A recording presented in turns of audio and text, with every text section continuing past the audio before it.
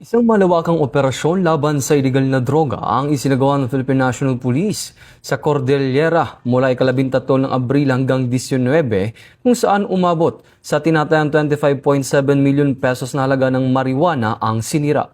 Nagsagawa ang PNP ng 22 eradication operation na nagresulta sa pagbunot ng humigit kumulang 94,980 na tanim na marijuana at pagkumpiska ng 56.6 kilo na pinatoyong marijuana. Karamihan sa mga tanim ay natukoy sa Benguet, Mountain Province at Kalinga. Pinakamaraming operasyon ang isinagawa sa Benguet na nagresulta sa pagkasira ng 14,418 na tanim na marijuana na nagkakahalaga na 9.68 million pesos.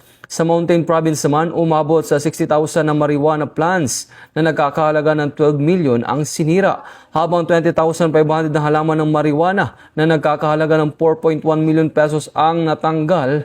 Ito ang bagong PNP para sa bagong Pilipinas. Serbisyong mabilis, tapat at nararamdaman.